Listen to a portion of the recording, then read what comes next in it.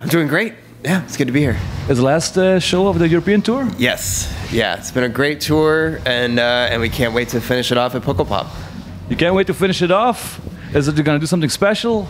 Well, special in the fact that, you know, to my knowledge, we haven't played here before, have we? Or maybe a while, like a long time ago, maybe before I joined the band.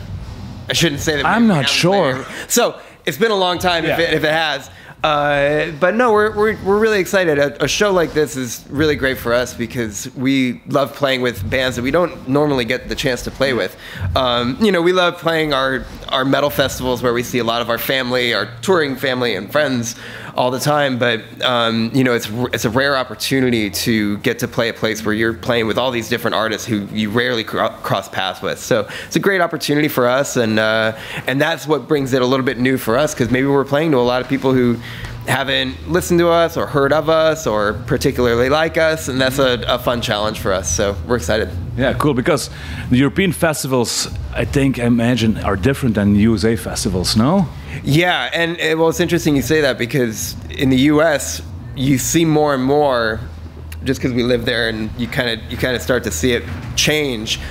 The US festivals take a lot of inspiration from your traditional European festivals in the way that, like, they didn't used to, maybe like 10, 15 years ago, but now, you know, I mean, we're all such big fans of coming over here, and the fact that we haven't been able to come here for like 2 years, yeah, it's so great to play in Europe finally, yeah, again. The shows have been just unbelievable. And a lot of that has to do with just the culture and the love for art and music, and it's different than it is in the US, but I feel like we are starting to kind of turn a corner in the US where we're learning what works about what you guys have been doing here for, you know, decades.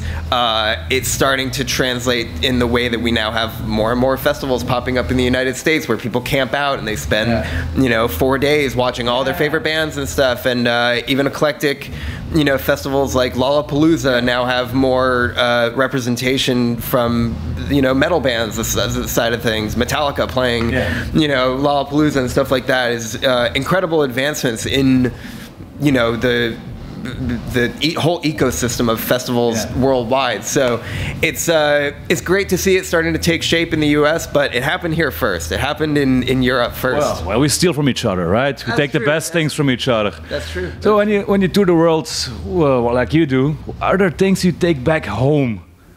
Like to your family, like, I learned to eat this in Spain, or I don't know. Sure. Oh my God. Yeah, absolutely. I mean, besides little souvenirs we'll get for our family and stuff. No, you know, you try different foods. You try it's been one of my favorite things about touring internationally is the fact that we're so lucky to get to experience different cultures that are, you know, that are not our own, you know. A great example is like we play in South America, and my wife, my girlfriend at the time, we went down to, we started a tour in Peru, and it's been a dream of ours to go to Machu Picchu, and you never know if you're gonna make it, you know, your whole life. You don't know if you're ever gonna be able to see these places that a lot of people, most people don't get to see.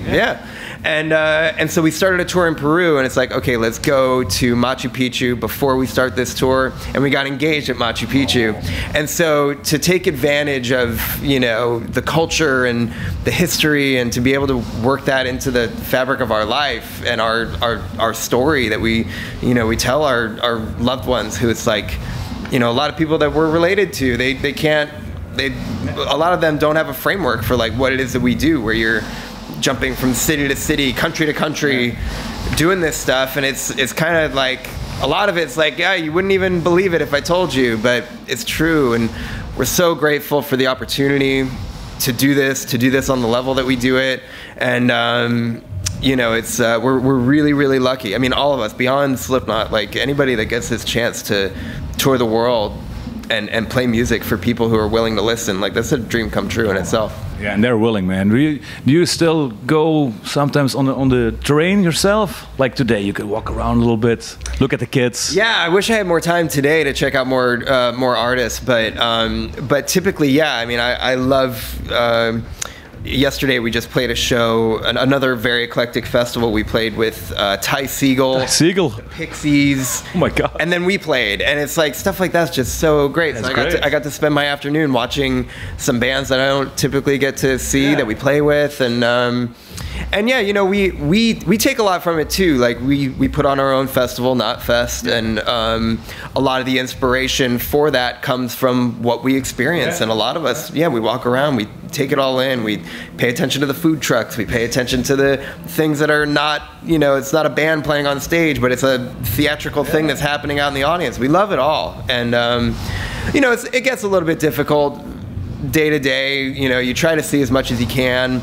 But you also try to just stay, you know, keep your energy conserved because you gotta have a big thing to do at night. But yeah, for me, I love checking out as much of it as I can. Cool. So, I gotta ask this, man. A new record coming out September. How the fuck with 9 guys, man? Does somebody take the lead when they write a song? I'm gonna make a crazy comparison between Slipknot and the fucking Beatles. Is it like he comes up with the idea, he finishes the song, or how the hell does that work? Yeah, well, it happens in a number of different ways, but more often than not, it's been my experience since I joined the band that it's like anybody will come up with like kind of a sequence of ideas, like, hey, I've had some ideas that I'm working on. This could be the start of putting together a song. Usually that's like a progression of like 2 or 3 guitar riffs. Okay. And then it's kind of like, hey, I've been working on this. It sounds kind of cool. Let's flesh it out. Let's start to work on it. And it starts to show its face. We always call it showing, you know, the song starts to show its face when all of us are on it and we're really getting to the core of what it is that we're trying to express. So yeah, someone's got to take the initiative and just jump into the vortex, you know, and just bring everybody along with them. Sometimes, other times, like a song on our new record, like Hive Mind, came together very instinctually, and that's like some of my favorite stuff. I'll give you an example from our earlier records. The songs, the negative one and Custer, off of the Gray Chapter, those got written in like 2 hours because we were just like feeding off of each other's energy in a room, and those songs are very instinctual and they come together quickly. Hive Mind was kind of similar, where literally the intro of that song, Jim was like checking settings on his guitar and he's just like jun, jun, jun, jun, jun, like that, and I'm being super annoying, playing a really fast blast beat over it, and then we recorded it and listened to it. It's like, that's the start to a song. And we just followed it, and then like 2 hours later we're like done with the song, you know. So it happens a number of different ways. You have to be open to everything. It could be a lyric from Corey, it could be a percussion part from Clown, it could be a guitar riff from any one of the guys, it could be a drum beat from myself or whatever. You have to be open to those and open to inspiration coming from any different place, because otherwise it'll just pass you by. You know, you have to be willing to latch on to anything, and you know, the smallest little seed of a creative idea could bloom into a song you're really proud of, and I think we have an album that seems to have come about that way. Oh, very cool. And there's one guy of the 9 says, oh man, I really hate it. Is it out of the window, or is it the democracy? Well, I mean, that definitely happens, and it's not like you have to convince your bandmates of the merit of a musical thing, but you sometimes do. You sometimes have to really fight for what you're passionate about and what you see as like, no, this really has potential. And where our strength comes in is how we respect one another when it comes to that. Nobody's gonna vote down a song just because you're, you know, like, you know, I'm mad at you because you flicked your booger on me the other whatever. None of that is gonna come in. You know, when music is music, and we're all dedicated to this band in the same way, and we can view what we do objectively like that, and we give each other the benefit of the doubt. We see, it's like, okay, I'm gonna see where you're coming with this like interesting idea that maybe that comes out of left field for us, but it's gonna work. And honestly, a lot of this record is very different for Slipknot. It's very experimental for us, and we welcome that. So you have to champion what you're passionate about. We all are. So you have 9 people kind of coming together to try to make something happen. But at the end of the day, we all respect what we bring to the table. and really, you know, we know what gets us really excited about a new song. I think we all speak that same language. And when it shakes out at the end of the day, you listen, you know, to the 2 records we've done together before this, The End So Far, and you listen back and it's like, you know what, all of this is the way that it should have been. And no, so to answer your question, it's like, at the end of the day, for sure, we have creative tension that allows us to, you know, come together and we collaborate, we fight together to bring, you know, this collaborative energy to make something that we're proud of. Yeah. And then when you listen to the record, you know, when you're removed from it, you know, we've been done with the record for about a year now. Oh, okay.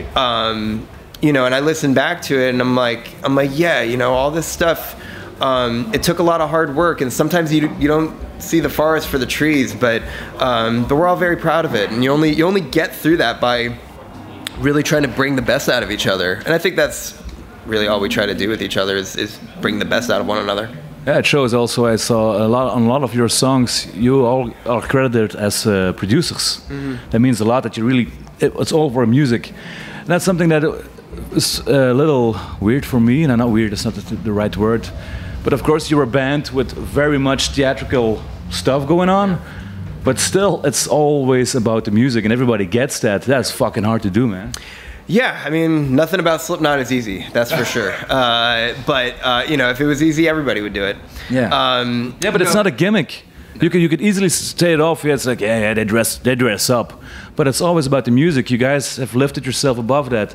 That's fucking hard to do, man. The music comes first. Yeah. Absolutely. You know, and I've learned that now that we made 3 records together, and of course, there's everything from your mask is kind of your individual identity. I kind of tie that to a new body of work, a new collection of songs that we've thought about and worked hard on. Mm-hmm. I get that done. We all get that done, and then I can think about how does this music make me feel? How do I feel about myself? How do I feel about the world around me, and how our new music operates within it? How does that visually characterize in my new mask, and what I'm gonna wear, and the artwork on the album and stuff like that, our stage and all of that. The music comes first, and that dictates where everything else will go. Everything else is like so fucking easy. Sorry. It's like everything else comes so easily after the music, because once you turn that key, the record's done. And I think I don't want to speak for my bandmates, but I think it's the same for all of us, is that like you turn the key of the record being done, and then everything else starts to fall into place like a puzzle. Like it's like the last couple pieces of a puzzle, you know. I got my mask, we got the stage, we got the videos, we have the artwork and all that. Those are the finishing details that we, you know, then it's really done as far as Slipknot is concerned. So, you know, we have a couple extra layers to what we do than maybe your more traditional bands might have. And of course, there's 9 of us. There's quite a lot of people to get on the same page of anything. Yeah. But no, we have kind of an unspoken cohesion where it just like we all trust each other that we're gonna bring our A game, whether that's with the music or designing a new mask or whatever. We just kind of trust each other, and we don't often even talk about it. It just kind of happens, you know? Yeah. Cool. And as a drummer, it's Black on White, the best metal drummer of the world, by the way, right? Who's that? My dad? You. Oh, you are the best metal. I'm not lying, it's Black on White, I saw it. It's written, so it must be true, it's on the internet. Yeah, of course, right.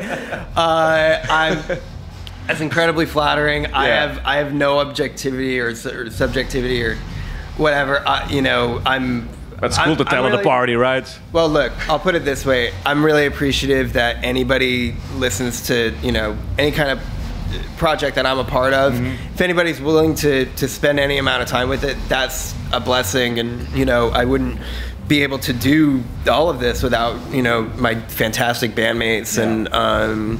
And yeah, so, you know, that sort of stuff, it's like, you know, hey, I have my heroes too. You know, I have my heroes that guided me as a drummer, who I love the drumming community, and that we're so collaborative and continue to inspire one another. And we've been really fortunate to, you know, play a lot of these shows out here with, you know, a lot of drummers that I love and respect and stuff. And so it's like, titles. I don't think any of us really subscribe to that. We're all just very fortunate to do what we do, to keep doing what we do, and just keep pushing this music forward. Give our drop in the bucket for rock and roll. That's all we can expect. But for me, I think the best drummer in the world is always going to be my dad. So. Oh my God, yeah, that must be, yeah. So you didn't teach you the drums, right? You just picked up some kids laying around. Yeah, I didn't want him to, because I wanted to find out what it was like for myself. I wanted to discover what I loved about music, much like he did. Yeah. And I think that his greatest gift to me was that freedom. Yeah. That he was like, he taught me. He tried teaching me how to drive a car, and it was just like, screw you, Dad. I didn't want drums to become. Neither of us wanted drums to become like that. Especially when we were sharing drumming duties in the same band. Oh my God! Yeah. So that's been our history. We have a massive respect for one another, and we talk music every day. But I think, the importance of him letting me discover it for myself and not making it like school. I wanted something to do for fun outside of school. And so I played along to my Ramones records and my Metallica records and my Slayer records and this and that. And then I started a band in high school. And then that led to, the circumstance where Bruce needed me to play. And I was like, okay, let's give this a shot. And then, what was that? I saw it. It was great. Yeah, so it's it's been a wild trajectory as far as our like father-son relationship and how very different drummers we are. Mm-hmm. He has his thing, I have my thing, but we also relate to one another a lot. So he'll always be my favorite. Oh, that's really great. So you fucked up a lot of old jazz kids probably from him, yeah? Oh God, bashed him to death. Well, I'll tell you a funny story. So when I was first teaching myself how to play drums, he didn't want to interrupt. He that's cool. Wanted me to just kind of learn or whatever. But so, and the gear I used was just kind of like, he had drums and cymbals and whatever kind of lying around. So I just kind of put together drum sets. Of course. And so he had a bag of cymbals in our attic, and I would go rummaging. I'm like, oh, this is a piece of crap old Gene Krupa cymbal, old vintage ride cymbal. He won't miss this, and it's like the ride cymbal he recorded most of to run with, and I smash it to bits. It's got holes in it. It's got chunks taken out. He was horrified when he saw it. I feel terrible to this day, but I had no idea. I didn't know that's what I was breaking, but he didn't want to interrupt and stop me, but I'm sure he wishes now that he had. I don't think so. I think he's proud that you smashed it. I'm sure of it, man. Yeah, hopefully. Yeah, that is great. One more question. Sure, my own show is called Best Songs in the World. Okay. What's your favorite best song in the world? Now, just today. Wow. Don't overthink it. Okay. Well, off the top of my head, I've really been enjoying the new record from Amy Mann. Okay. And the song "You Fall" by Amy Mann is incredible. Yeah, it's probably my most repeated song right now.